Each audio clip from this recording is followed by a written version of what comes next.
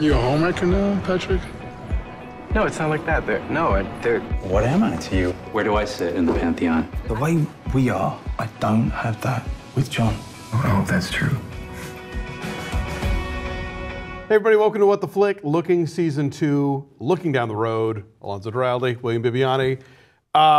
So, this is the episode in which Patrick basically tells Kevin to shit or get off the pot. Yes, he does. As it were. Yeah, and after that kind of English breakfast, that'll be an interesting experience. Couldn't resist. Oh, but that looked delicious though, didn't it? I've never had one of those, and my mom made some of that. I'm no stranger to an unhealthy breakfast, and I'm not even sure I could manage all that. But well, there's this moment later on where you just wonder, like, oh, maybe they're not so perfect for each other. Is when Patrick is on the couch with Augie. And he's like, oh, is that veggie? I'm just like, yeah, he's not going to be having too many breakfasts with Kevin. He's not made for this. He's not made for English breakfast. It's not going to happen. Yeah, this sort of was the episode, I think, for both Patrick and Dom to kind of like, okay, here's what I want. You know, Yeah. and I'm not saying that Dom is making reasonable requests or that he shouldn't. I think Dom's expecting more than he should have because the parameters of what Lynn was willing to offer seemed to be laid down very early on. I'm with you on that. I feel as though what we had been setting up as the problem with Dom and Lynn's relationship was not what ended up being the problem. And I'm not going to say I feel rooked or anything, but I feel as though it wasn't maybe as dramatically satisfying as it could have been. The implication was that Len was maybe further along, like in terms of maturity, fine, but also that he was getting overly involved, that he wasn't letting Dom go his own path, that he was getting, and now the problem is that he won't connect enough. Now the problem is he's not, I don't know, those are two different things. I think that's my issue. Right, no, but I think in the case of Dom's career, he's sort of trying to be like, oh, I know this better, I have more experience, let me guide you and tell you what to do, as opposed to what Dom wants to do. But then in terms of an emotional commitment, I think that's where I think Lynn was very straightforward from the very beginning. Look, I'm not in this, I'm not looking for a boyfriend, I'm not looking for a heavy commitment. Like, we can have fun, we can spend time together, but he is a widow, and I think very much still kind of carrying a lot of that with him. And not just any widow, like he knew going in that his life was, his relationship was very specific and very tragic. Sure. No, and I liked the way that they handled the actual breakup scene. Where Lynn was very understanding. It's like, no, I get it. This doesn't work for you, and if you can't do this, that's fine. But like, this is all I got. Exactly. Yeah. Which is weird because that's pretty much the same speech we hear in 50 Shades of Grey this week. But it works in Looking. Yes, because these are believable human beings. Exactly. I saw some complaints from people I know on Facebook, particularly I think San Franciscans I know on Facebook, that didn't buy the idea that Augie had never met someone on protease inhibitors before, which...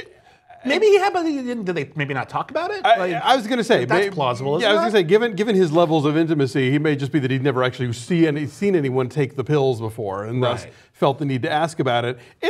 I'll allow it. I don't think that's beyond the realm of plausibility. It'd be one thing if like I've never known anyone who was HIV positive What's before. This HIV you're talking about? Hang on, but like no, just like I'm not familiar with the nuts and bolts of the process. Exactly, that happens. So as a way to sort of provide exposition for members of the audience who are coming into this completely cold, I bought it. It felt plausible. Enough. Speaking of San Francisco, I had to look something up because I was like, was that a thing? Beach Blanket Babylon? No, I know Beach Blanket Babylon. I'm not stupid. But when was it? Oh God, who was the bear? Is it Eddie? Eddie, yes. Eddie. Okay.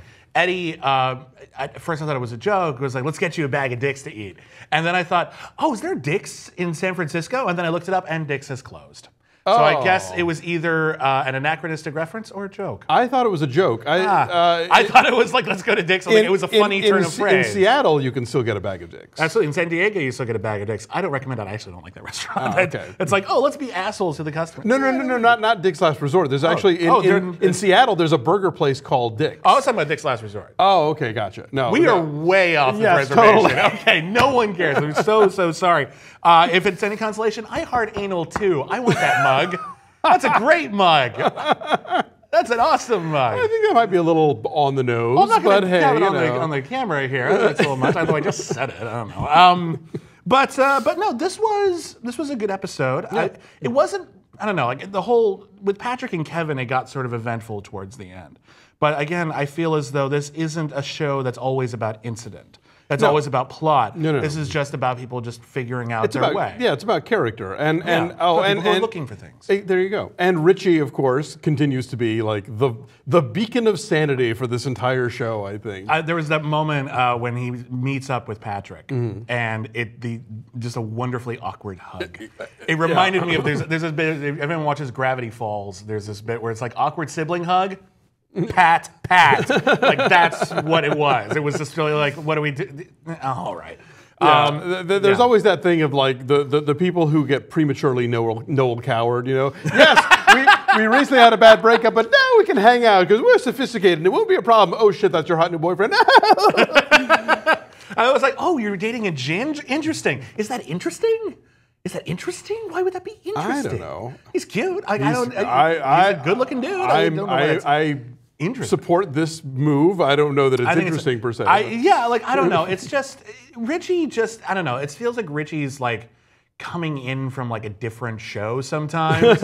You know, like he's on like this really the non-self-involved universe. The non-self-involved universe. He's just coming in and just like, why am I with you? Like there's a moment like that a couple of times where you just wonder. It's like, what does he see in these people? These people seem like they would. I like them, but they would annoy him. Right. That they would like frustrate him. Like he would find them all immature. I think he opened himself to Patrick in an emotional way to an extent that he can't completely cut it off. Right. But you're right. I mean, on paper, you're like, what do they have in common? What do they talk about? Why do they want to spend time together? He strikes me as like a character on Seinfeld who in the last episode would have testified against him. It's just like, I know we're all supposed to like you guys, but seriously, you're kind of dicks. Like, I don't know.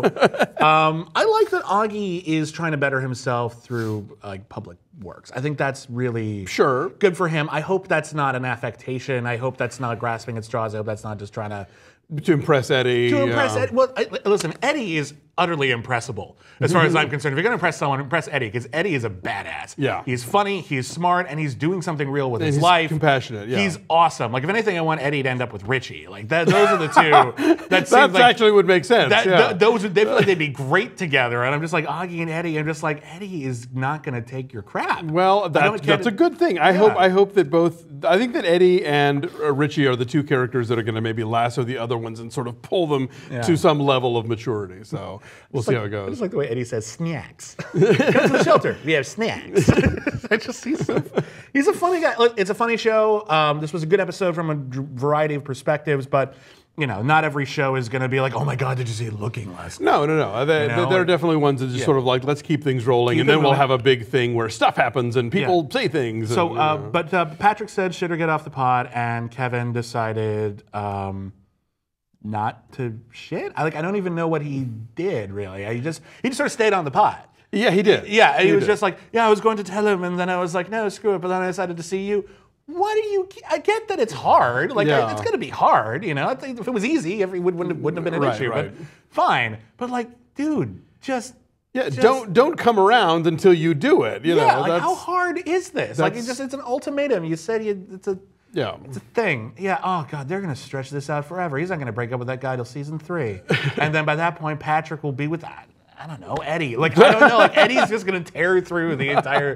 And then Doris is gonna have a go, because why the hell not? Well, what's the character, Carrie Fisher's character in When Harry Met Sally? Oh yeah. It's like he's never gonna leave his wife, is he? No one ever thought he was going to leave his wife.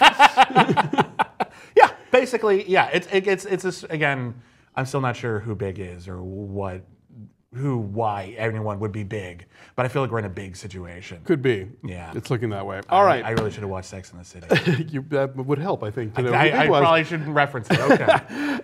Okay. Next week, I know we've been kind of spotty on the scheduling here. Part of that's my fault. Part of that is his fault. Part of that's his fault. That's true too. We are Young Turks is moving studios next week temporarily. We're going to the YouTube space for a while we improve and awesomeize our current digs, which means we're not taping next Monday. So we will continue to do looking.